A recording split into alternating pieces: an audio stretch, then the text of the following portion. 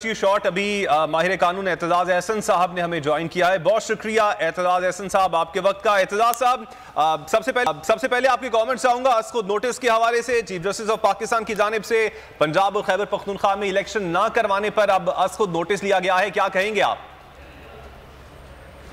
बहुत अच्छा इक़दाम है, मैं समझता हूँ काबिल तहसीन है। मुख्तसर बात यह है कि ये हमें तजर्बा जो बराह रास्त इसका है, पहले तल्ख तजर्बा वो मशरकी पाकिस्तान की अलहदगी का है। याया खान ने इंतखाबात मुलतवी किए थे, ताखीर की थी इंतखाबात में, उससे जो उनका एतमाद था मशरकी पाकिस्तानियों का वो हमारी एडमिनिस्ट्रेशन से उठ गया था। फिर उसने पार्लियामेंट को भी नहीं बुलाया, वो भी मुलतवी कर दिया। जब इलेक्शन जो 2.25 साल बाद ताखीर से करा के फिर जब इलेक्शन हो गए तो पार्लियामेंट को नहीं बुलाता था। इन दोनों चीजों को सामने रखते हुए जो हमारा आइन है वो इस वक्त मुख्तसरन आपको ये अर्ज कर दूं, ये नहीं कहता कि election will be held within 90 days. आइन कहता है election will be held not later than 90 days, not later than 90 days.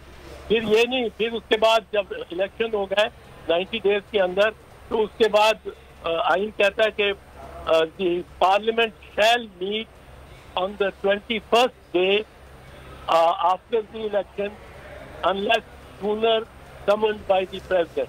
यानी उसके भी नहीं छोड़ता कोई गुंजाइश। Parliament shall meet on the 21st day unless sooner summoned by the president. और जब वो मीट करेगी पहले दिन, the first thing it will do is to elect the speaker, फिर elect the deputy speaker, and without any intervening business shall proceed to elect the prime minister. तो 21वें दिन, यानी अगर मैक्सिमम भी जाए 90 दिन एक और 21 दिन दो, 111 दिन में पूरी नई हुकूमत खड़ी हो जानी चाहिए। क्योंकि ये तो वैक्यूम है और इस वैक्यूम में के दौर में ये निगरानों का कोई इख्तियार नहीं। ये भी सुप्रीम कोर्ट ने लिखा है, ना पोस्टिंग ना ट्रांसफर का। हाँ, एक बड़ा इस किस्म का हमा मुख्तार एक शख्स है आइन के तहत, वो है chief election commissioner. And chief election commissioner अगर शिकायत करे कि जी मेरी बात वो ये महकमा नहीं मानता, वो महकमा नहीं मानता, वो इदारा नहीं मानता, वो पैसे नहीं है, ये उसके पास कोई बहाना नहीं है। क्योंकि चीफ इलेक्शन को आर्टिकल 220 बनाता है as the chief executive of the federation virtually, और वो पंजाब और केपी तक की हद तक वो मुकम्मल मुख्तार है, खुद मुख्तार है। और उसका आर्टिकल 220 कहता है कि he shall be obeyed by all executive authorities, not judicial authorities, उसका जिक्र नहीं है, बट ऑल एग्जीक्यूटिव अथॉरिटीज। तो एग्जीक्यूटिव अथॉरिटीज में वो तमाम आ जाते हैं, जिस महकमे से वो जितने बंदे चाहे पंजाब पे, और पंजाब में सर्व कर रहे हैं वफाक के जो भी अफसर, उनमें से जिसको चाहे खैबर पख्तूनख्वा से वो ड्यूटी लगाए या हुक्म दे चीफ सेक्रेटरी को कि आप ये स्कीम बना के मुझे और अपने महकमों को पोलिंग प्रिजाइडिंग अफसर लगा के और सारी स्कीम दो।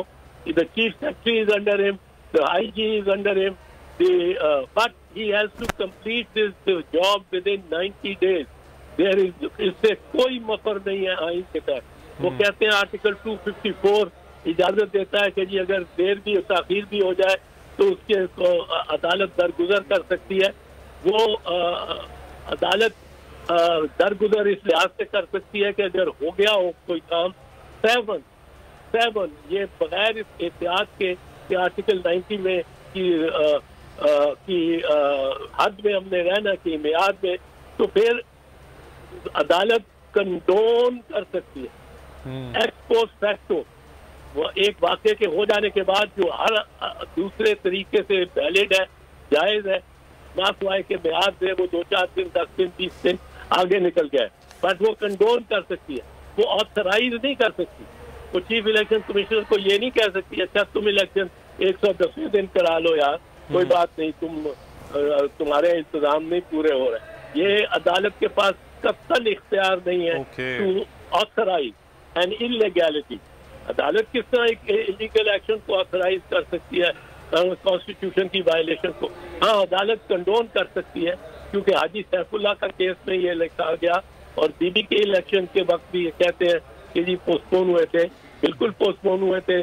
पोलिंग पोस्टपोन हुई थी, प्रोसेस सारी चलती रही थी, पोलिंग पोस्टपोन हुई थी क्योंकि बीबी शहीद हुई 27 दिसंबर को, और 8 जनवरी को 10 दिन में वो इलेक्शन होने थे।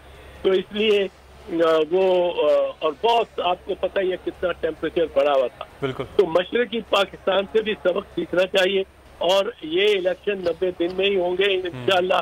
मैं तो समझता हूँ कि सुप्रीम कोर्ट 1-2 दिन में इसका फैसला कर देंगे, और वो ओवर टाइम भी बैठेंगे, वो रात को तक चाहे बैठे रहे। और वो क्योंकि 90 डेज की इतनी कड़ी शर्त है, इस कदर कड़ी शर्तें आइन बड़ा कम लगाता है कि नॉट लेटर देन, ये नेगेटिव को पॉजिटिव किया हुआ है, ये ज्यादा प्रेम्पटरी और बाइंडिंग है, इससे फरार कोई नहीं है।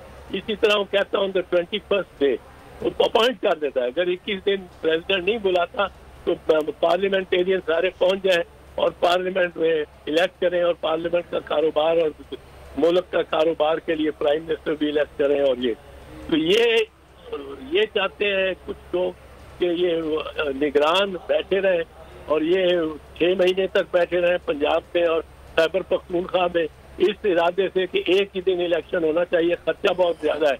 अगर एक दिन इलेक्शन कराना चाहते हैं पीडीएम की हुकूमत, तो उसके पास ऑप्शन है, वो आज ही कौमी असेंबली और दूसरी असेंबलियों को डिसॉल्व कर दे आज ही, और वो शेड्यूल कॉमन शेड्यूल बन जाए सारी चारों असेंबलियों का और नेशनल असेंबली का। वरना आइन में कोई इसकी कोई ये नहीं है, जबर नहीं है कि एक ही दिन इलेक्शन हो। आप इंडिया में देखते हैं कि रियासतों के इलेक्शन होते रहते हैं, और वो भी जो उनका प्रिस्क्राइब्ड है 90 डेज उसके अंदर, और उनका chief election commissioner is the most powerful man in the country at that time for that time being. But हमारे चीफ इलेक्शन कमिश्नर साहब शुरू ही एक जानिबदार पोजीशन से हो रहे हैं कि जी हमारे पास, मैं ये फैसला करूंगा पहले कि किसने डेट अपॉइंट करनी है, कौन से गवर्नर ने करनी है। अगर गवर्नर नहीं करता तो अंडर आर्टिकल 218 सब आर्टिकल 3 वो आप कर सकते हैं। तो ये हमारी जिम्मेदारी चीफ इलेक्शन कमिश्नर पे है। अगर वो भी नहीं करना चाहते तो आर्टिकल 57 के तहत प्रेसिडेंट कर सकते हैं।